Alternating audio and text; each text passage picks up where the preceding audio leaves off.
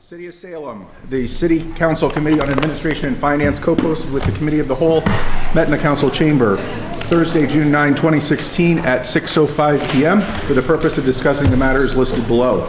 Notice of this meeting was posted on May 18, 2016 at 9:57 a.m. It was revised on June 1, 2016 at 3:12 p.m.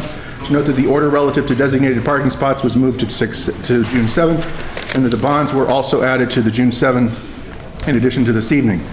Further revised on June 7, 2016 at 11:22 a.m. to add fiscal year proposed 5-year capital plan 2017 to 2021. Presently absent from the committee is Councilor Gerard, but I know she's on her way. And present from the Committee of the Whole are Council President Turiel, Councilor Lovely, as well as Councilor McCarthy. Subject matters on for this evening is the fiscal year budget meetings for the Salem Public Schools. Number 325, bond order in the amount of $18,120,000 to pay for the water sewer capital equipment items and capital improvements projects. And number 326, bond order in the amount of $5,278,676 to pay for the general fund capital equipment and capital improvement projects. And finally, the fiscal year 2017 proposed 5-year capital plan for years 2017 to 2021. Present, as always, throughout this entire process is our astute Finance Director, Sarah Stanton. And let's get started with the Salem Public Schools. And I'll welcome Dr. Ruiz and anyone else that she wishes to come forward. Is this your first? This is my first. And also joining us is Mayor Driscoll. Just in time and then nip it. Yes. Superintendent, welcome. Thank you. Good evening. Good evening, everyone. And very excited to be here to proudly present the budget for the Salem Public Schools. I just want to make a correction. I am not Dr. Ruiz. I'm Miss Ruiz. So just for the record. I elevated you inadvertently.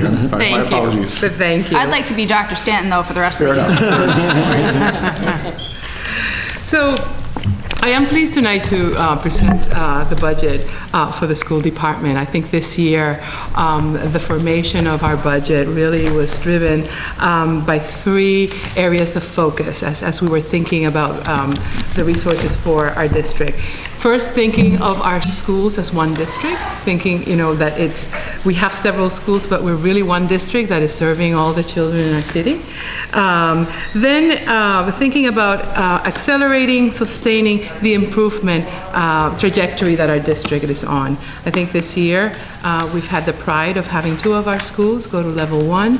A number of our schools have increased their academic achievement and their ranking in the state, so certainly we are on a great trajectory with our schools, and the budget is a reflection of our allocating resources to accelerate and continue in the trajectory of improvement.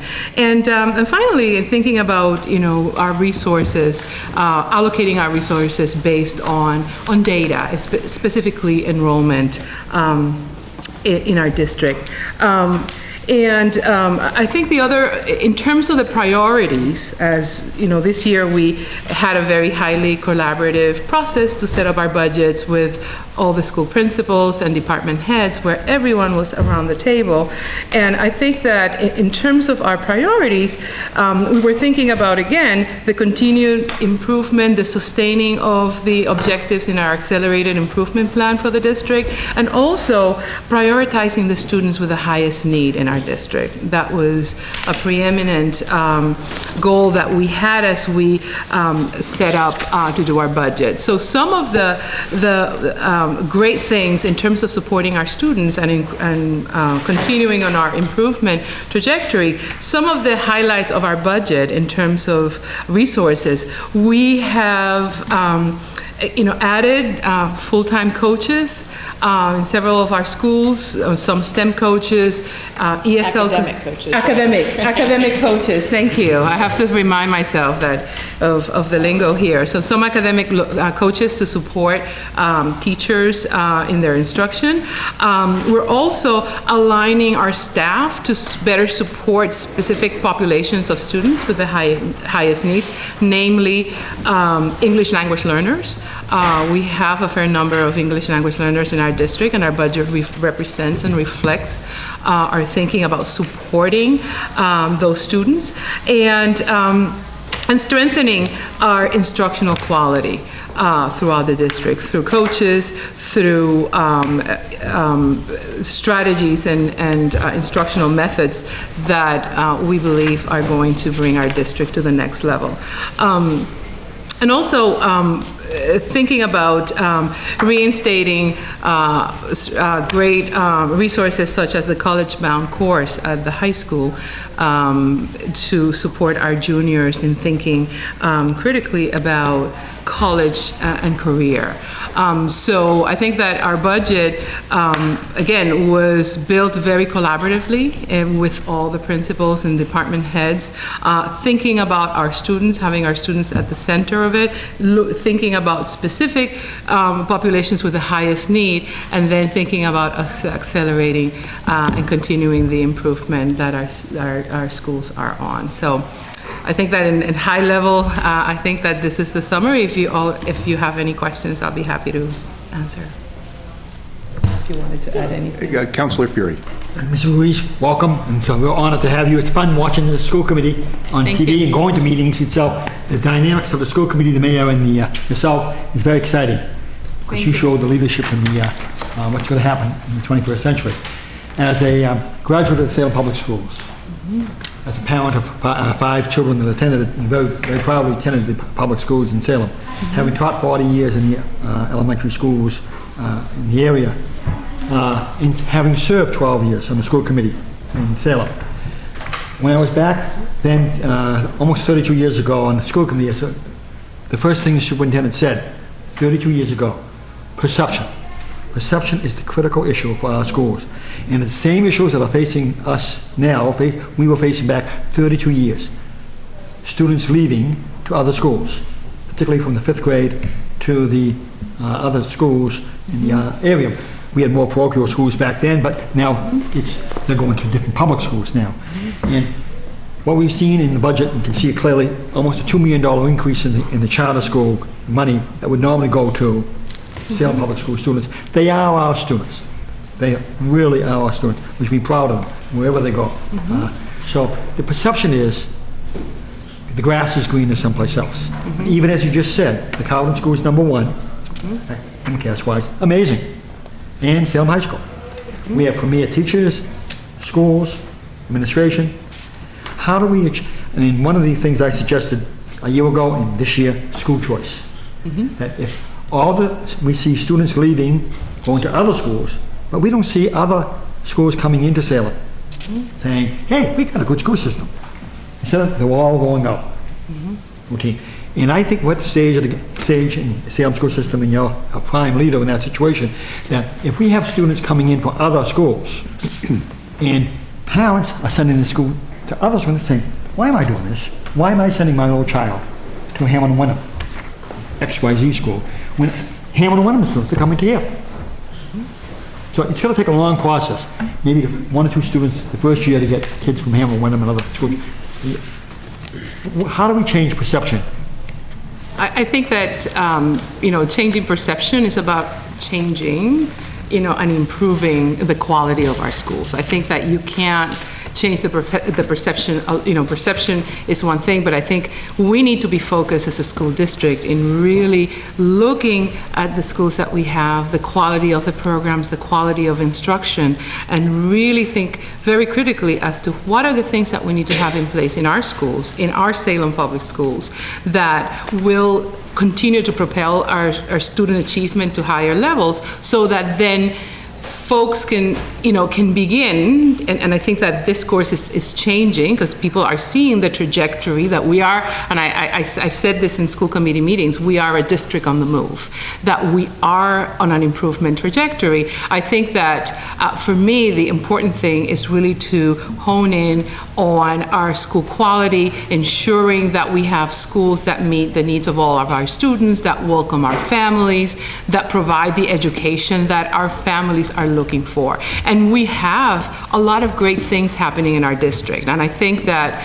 The other aspect of this issue around perception is that oftentimes we have great things happening in the district that a lot of people out there don't know about. And I think that that is also one aspect of our work that I think is very important. As we seek to improve areas that need improvement, also we need to make sure that we make public all the great things that are happening here in Salem, because there are a lot of things. And, it is my mission to ensure that everyone out there, not only Salem residents, but beyond, are familiar and understand and know about the great things happening here. One more. Got the floor? The kids that go to the Salem Academy School down in the Shelton Park, if you look at the graduate pictures in the graduation class, they're Salem students. Most of them are Salem students. They were neat kids, they were great kids, but they don't have the opportunity to take part with their peers in drama, music, sports, science, whatever it may be, to take part. They're like foster children. I adopted 5 children, foster children. They're the missing link. And do you see other schools and other areas fostering a better relationship, saying, yes, please take part in the sports, even though there may be different schedules and so on and so on. They do. Drama, sports. It's a win-win situation for them to be part, not a foster child, but an actual integral part of the Salem schools. Do you see any future of getting our students from the Salem Academy School down in Shelton Park to take part in our programs after school? I think that we have, not only that, I think we have a great potential and of sharing best practices and really establishing a highly collaborative relationship with our charter schools. Because after all, I'm also a Salem resident. So for Salem Charter and our public schools, they're all choices that our children have in the city.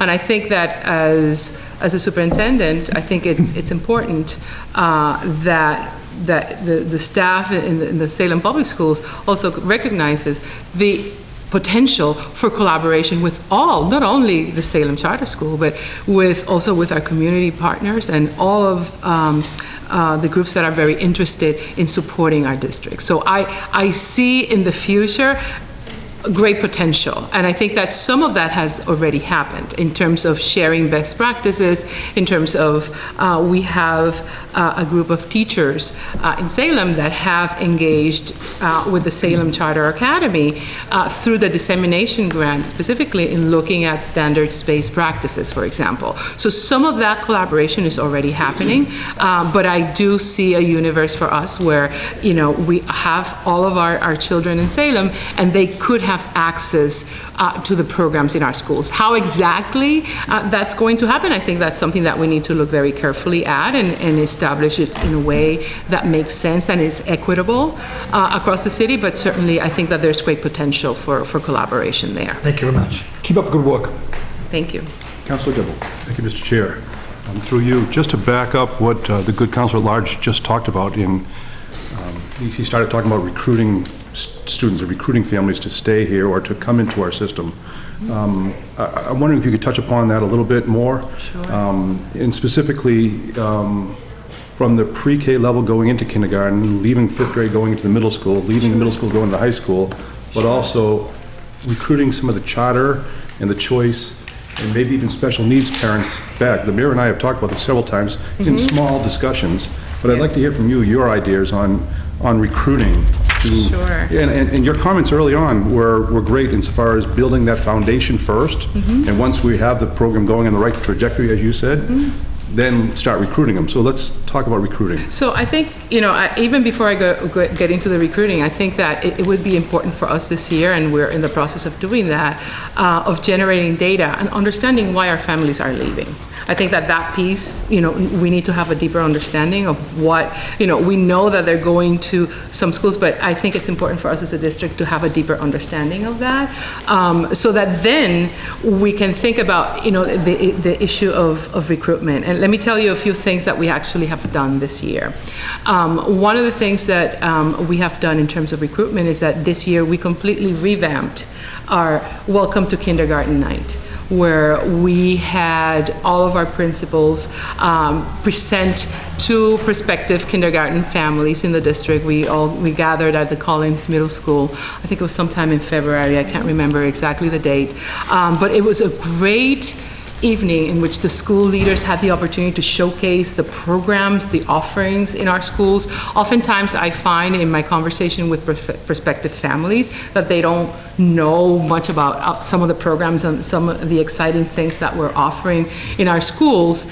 And that night was an opportunity for us to get in front of all of these prospective families and talk about the programs. And we are, improving on the way that we communicate, and we have flyers, and we have developed some materials that families can take with them to better understand our program. So, and by all accounts, we got a lot of great feedback from some of the prospective families that said, I want my child here in Salem Public Schools because I'm liking what I'm seeing in terms of the offerings in the schools.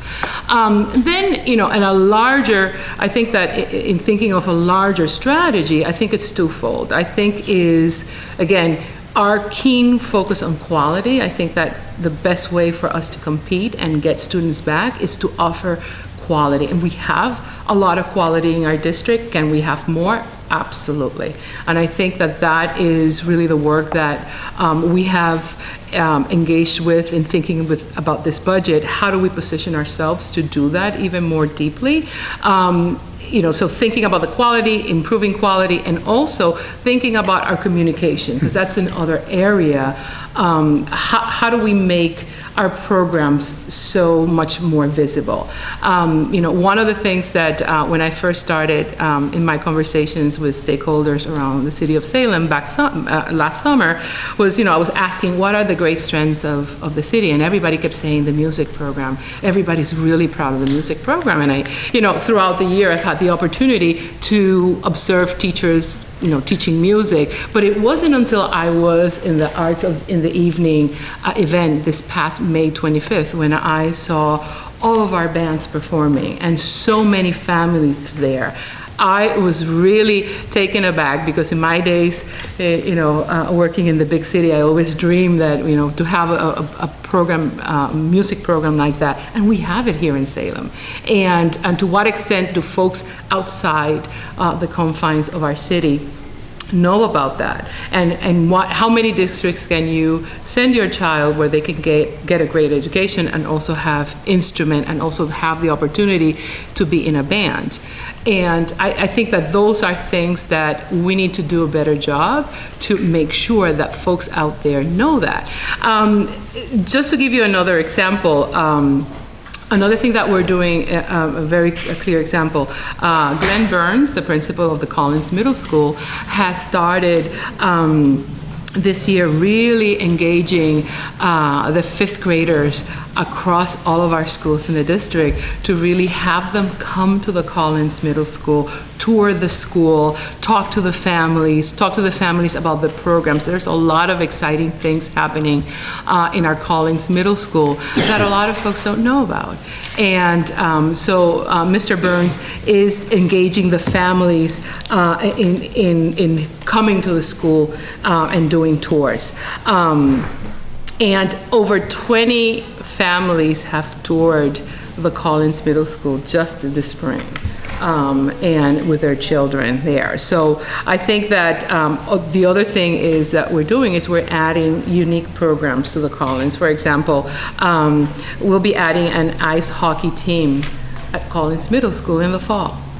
And again, how many middle schools can you get an offering like that? So I think that I'm just using these clear examples just to show you some of the deliberate work that we're doing. The principals are on board with all of this because we want to populate our schools, and the way to do it is to compete and with excellence and good work.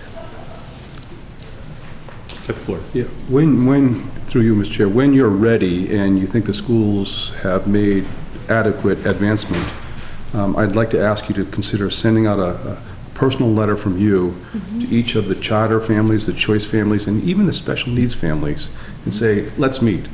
Let's show you what we can do, and maybe bring you all back. Let's sit down and talk. And I'd love for you to be able to sit down and meet with, it's not a whole lot of families, but it's I don't know, a couple $100,000 at least that we're sending somewhere else. And it's good. I don't think that letter's been done for years and years, but it was done several superintendents ago, and 20 or 25 families did come back. I was one of those families. Okay. I wanted to start by saying that we're really happy that you're here. I like the progress that's happening. I was one of the first people to congratulate you when you got your position, but I was also one of the first Salem residents to welcome you to Salem when you first moved here. So that's pretty good.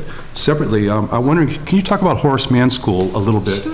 With the pending possible and hopeful move of that school to Salem State South Campus on Harrison Road, but also, more importantly, when we last spoke about this, I asked you to think outside the box and get really creative, hopefully with Salem State University, their education department and their early childhood and their daycare center at the top of the hill, maybe having their future teachers having much, much bigger impact within the Horace Mann School if it were located there next to, hopefully, an expanded use of the university at the top of the hill.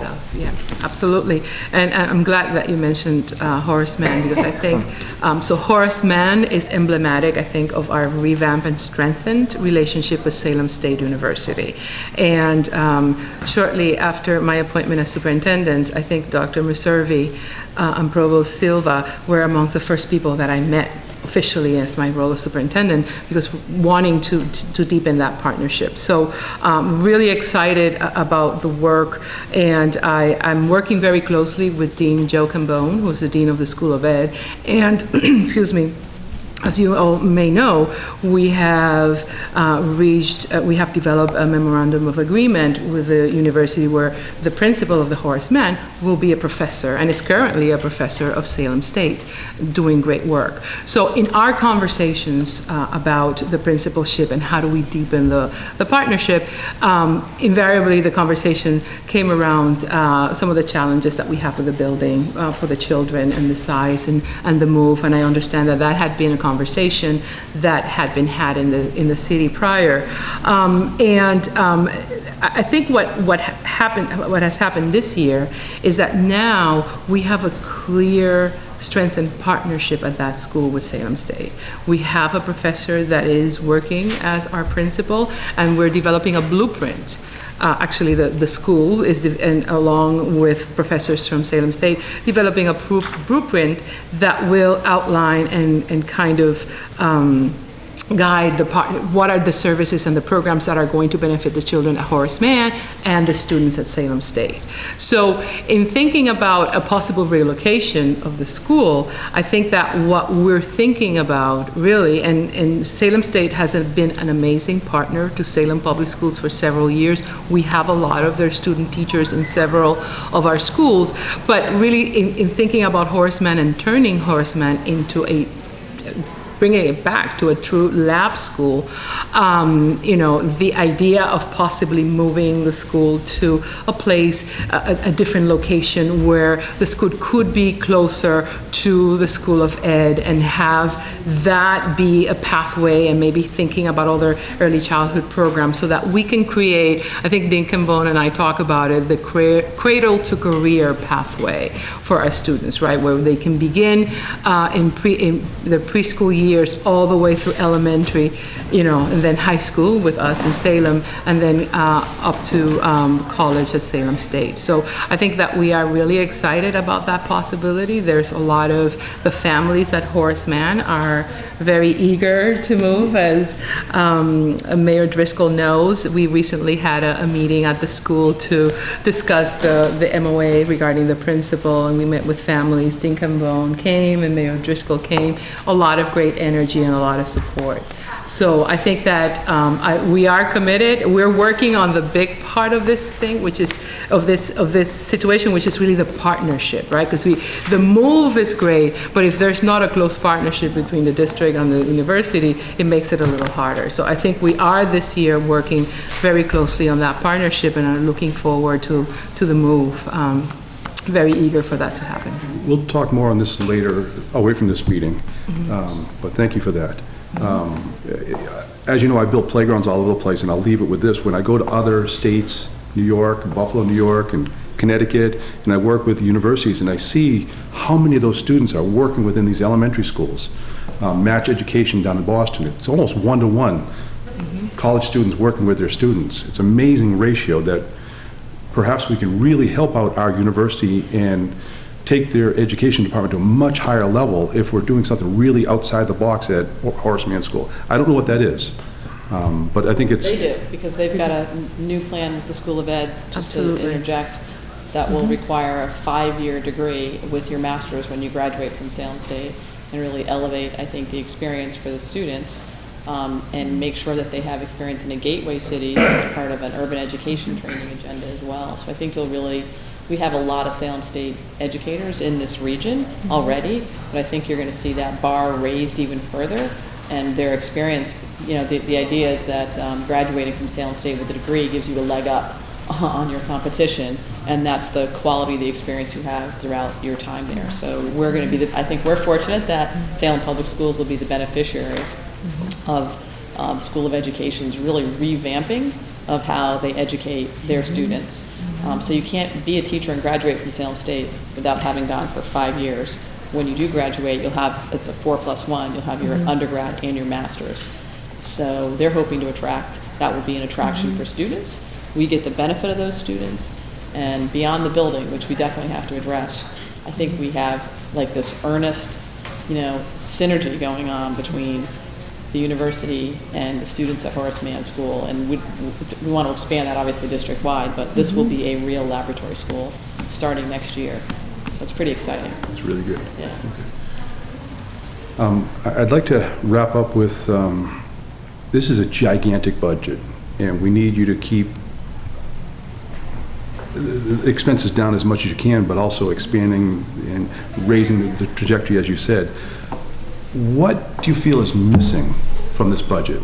Now that you've been here for a while, are there things that will take the schools to another level that's missing out of this budget? Well, I think that one of the ways that we're going to go deeply with that, we are going to be launching a strategic planning process for the district starting this summer. And through that process, what we're hoping to do is engaging, and I'm hoping that all of you will be engaged in one way or another. There will be opportunities for many stakeholders to be engaged in that, is to go deeply in thinking about what is our vision for the district 5 years from now and beyond. And, we first need to dream big and visualize where we want to be. And then we think about what are the resources then that need to be aligned with that vision.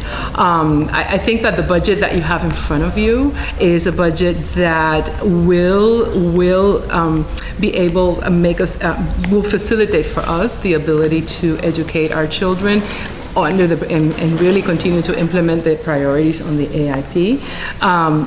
For any budget, anytime you always say, well, we could use more money. But I think that the budget that you have in front of you will continue, that I feel very confident, that will continue to propel us in the trajectory of improvement. And I think that through the strategic planning process, we'll be able to go deeply as to what are those other areas. There's other areas around, family and community engagement, that those are areas that we need to explore. What are some of the resources that we need to put there? Not to say that we're not going to be working on that next year. Of course we will be. But I think that through a thoughtful process to really go deep with the areas of improvement that we want for the district, we'll be able to determine what are additional resources. Because it's not about only additional resources, it's about are some of the resources that we have in place right now, are these the things that we need? Or should we consider not doing these things in favor of these others that are going to propel us even further? So I think that I don't always think in terms of more and more and more, but it's being strategic and being aligned with the needs of our students at the time. Good answer. Thank you. Thank you. So very briefly, very briefly, Councilor Milo. I just have one quick question, and it's just about a line item, and I think it's new, and I don't know if it was just expenses that were rolled up into a different category, but this district-wide teaching, that hasn't appeared up until this year? So some of it, counselors, that each year the budget process for the school department sort of fine-tuned, and so that's why it shows as a new line item, although it was reflected last year as part of, I think, district-wide administration or district-wide teaching professionals. We're just changing the titles, is the main difference. Okay, and what is it? It's the teacher's salary, isn't it? Yes. I believe Oh, it's- that's salary? Yep. Oh, okay. I'm sorry, yes, salaries, yeah. Sorry. That's okay. It's district-wide teaching. Yeah. It's the teachers. But we sort of laugh because we do look at it side to side each year. We sort of call teaching something different. So at the end of the day, it's teacher salaries. Yeah, maybe salaries next year would be. Yeah, exactly. Yeah, Just for people like me, you know? probably right. Thank you. Thank you, Counselor. I'll be very, very brief in just summarizing, especially for folks at home that are watching this. This budget has gone through a very careful vetting by the school committee, and specifically the school committee's subcommittee on budget.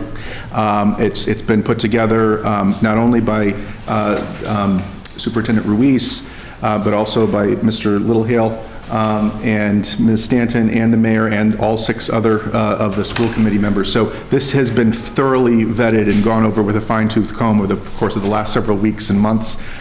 We are here as a city council to essentially approve the bottom line number.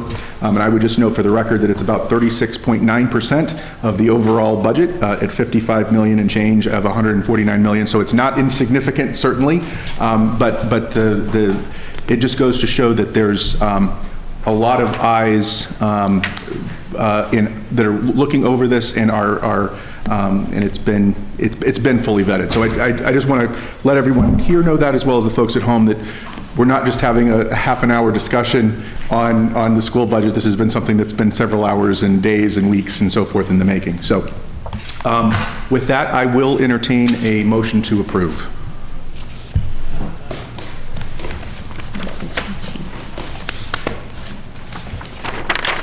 I don't have my sheet. Councilor Dibble. Yes, thank you, Mr. Chair. I'd like to make a motion to approve the school department budget for personnel and non-personnel expenses in the amount of $55,041,847. Second. It's been moved by Councilor Dibble, seconded by Councilor Fury, of approval of the school department total personnel and non-personnel expenses in the amount of $55,041,847. All those in favor say aye. Aye. Those opposed, no. Matter carries.